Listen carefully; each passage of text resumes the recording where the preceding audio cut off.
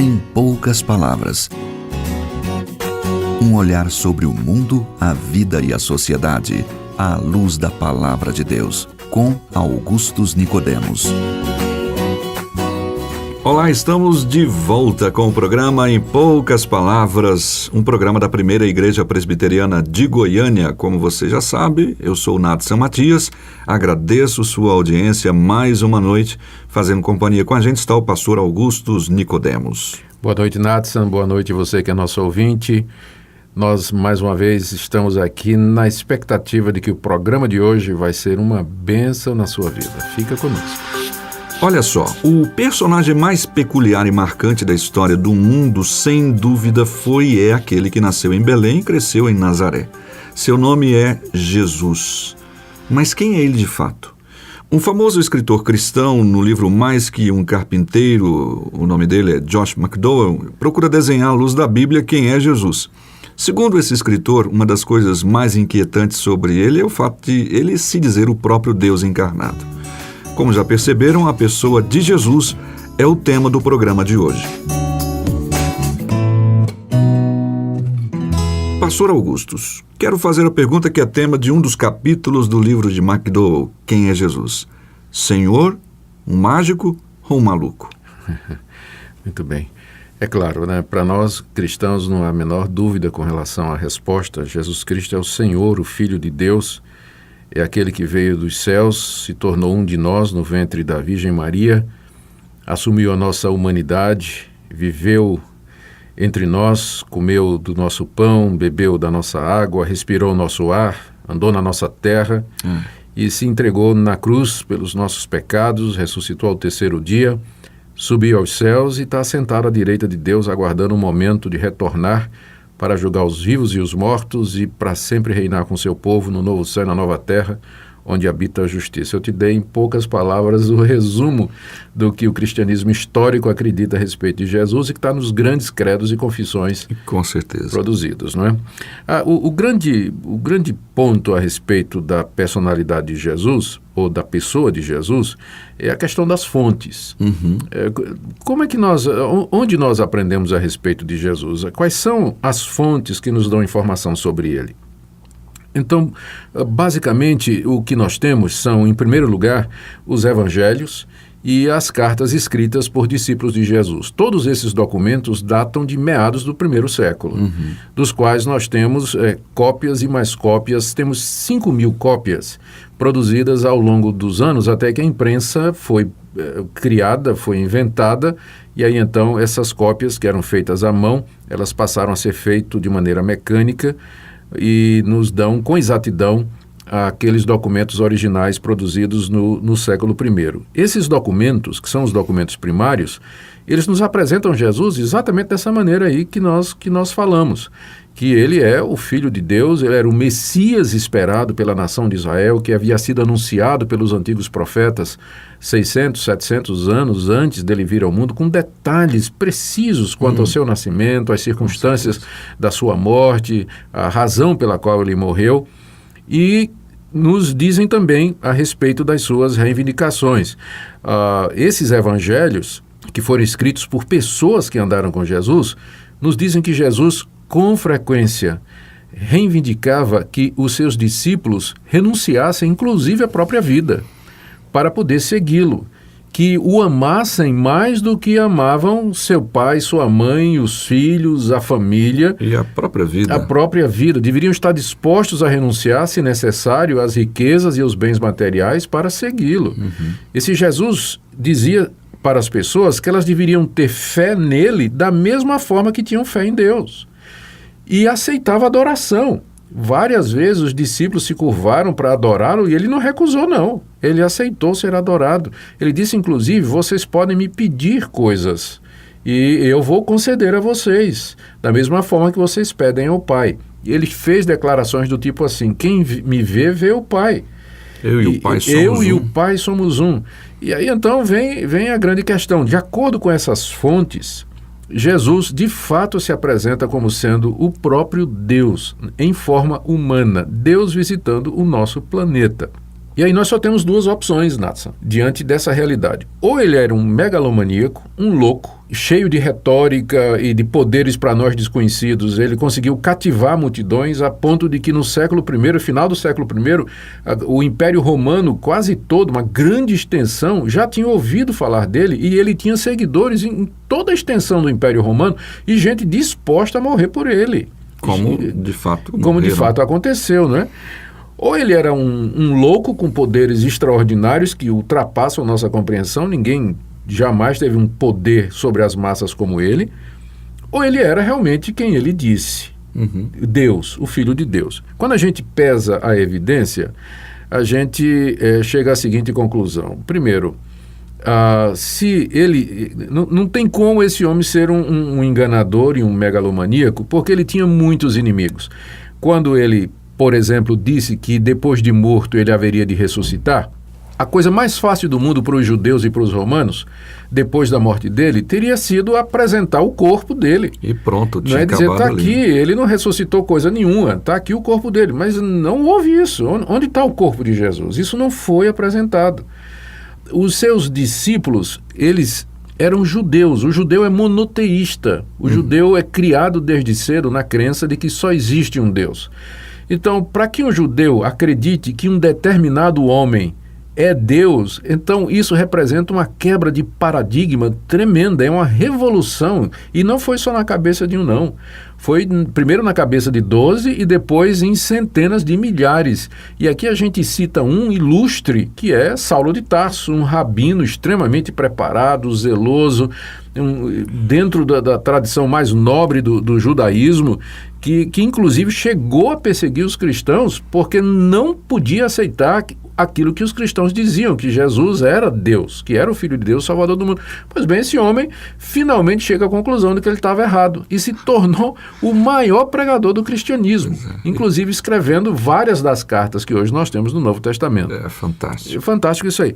Então, quando a gente examina as evidências, será que um louco seria capaz de produzir esse efeito, criar uma doutrina que fala do amor, que fala da justiça, que fala da verdade, de você se dar pelos seus inimigos, de você viver para a glória de Deus? Será que um louco seria capaz de atrair tantas pessoas e formar aquela que é a maior religião mundial, baseada no amor ao próximo, no amor a Deus? As evidências todas apontam para que aquilo que ele disse de fato é verdade. Jesus, de fato, é o Filho de Deus que veio ao mundo com a finalidade de, na cruz do Calvário, derramar seu sangue para salvar pecadores. Ele não foi simplesmente um profeta judeu que os discípulos endeusaram, um iluminado como Buda, ou um reformador do judaísmo a quem os discípulos acabaram atribuindo aí milagres, sinais e prodígios. Não, de fato ele foi aquilo que a Bíblia nos diz que ele é. Mas o que eu acho que essa pergunta, quem foi Jesus, ela não tem muita importância se ela não for acompanhada de outra, Nathan. Qual deve ser a nossa atitude com relação a ele? Porque se Jesus é o que ele diz, não é? O Filho de Deus, se ele é Deus, se ele vive, se ele tem todo o poder nos céus e na terra, se ele voltará, se ele é o único e suficiente Salvador, então a nossa atitude para com ele só pode ser uma, é de adorá-lo, de nos curvar diante dele, de nos submetermos a ele, de servi-lo, de viver para agradá-lo e para anunciar o nome dele em todo lugar. Então é inútil para as pessoas dizerem assim, não, eu creio que Jesus é o Filho de Deus, que ele é a terceira pessoa da Trindade, eu creio de fato que ele foi enviado por Deus ao mundo. De que é que isso adianta se você não se curva diante dele, não se humilha diante dele e o aceita como Senhor e Salvador da sua vida? Essa sua pergunta é fantástica. Quem foi Jesus? E nós vamos dizer, ele é o Filho de Deus. E a pergunta é, o que é que você vai fazer agora com isso, querido ouvinte? Qual vai ser a sua reação diante disso? Uma boa pergunta agora para você, amigo ouvinte. É você que tem que pensar agora com a pergunta que foi feita e foi deixada agora no seu coração, tá bom? E para a gente pensar um pouquinho mais sobre isso, vamos ouvir uma música que nos ajuda a você pensar um pouquinho, parar um pouquinho para saber como responder agora você essa pergunta com relação a quem é Jesus e o que você deve fazer com essa informação.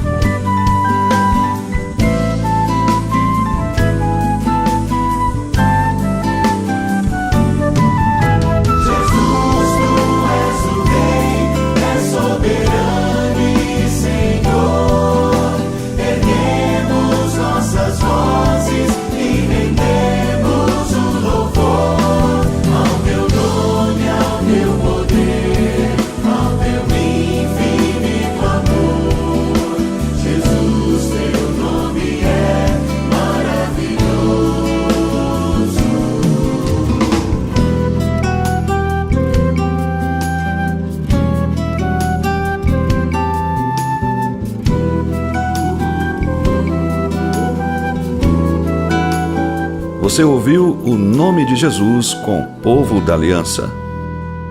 Ok, nosso tempo acabou, mas amanhã estaremos de volta com mais um programa Em Poucas Palavras. Caso você tenha alguma dúvida, envie sua pergunta para o e-mail que a gente tem divulgado, empoucaspalavras@pipg.org. Obrigado pela sua audiência. Reverendo Augusto. Nós queremos aqui nos despedir de você, lembrando isso. Ele vive, Ele é Senhor. Curve-se diante dEle, venha a Ele. Ele mesmo disse: vinde a mim todos vós que estáis cansados e oprimidos, e eu vos aliviarei. Vá até Jesus e receba o perdão de pecados e sentido para a sua vida. Boa noite. Boa noite e até amanhã. Se você deseja saber mais sobre esse e outros assuntos à luz da Palavra de Deus, domingo às 9 da manhã ou às 7 da noite. Será um prazer conhecê-lo pessoalmente. Primeira Igreja Presbiteriana de Goiânia, Rua 68, esquina com 71 Centro. Fone 3213-3320. www.pipg.org. Em poucas palavras.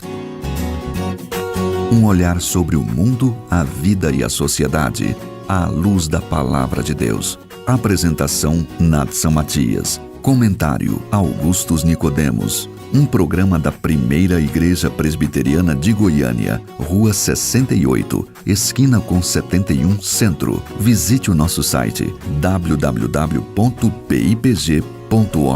Apoio Seminário Presbiteriano Brasil Central, Goiânia.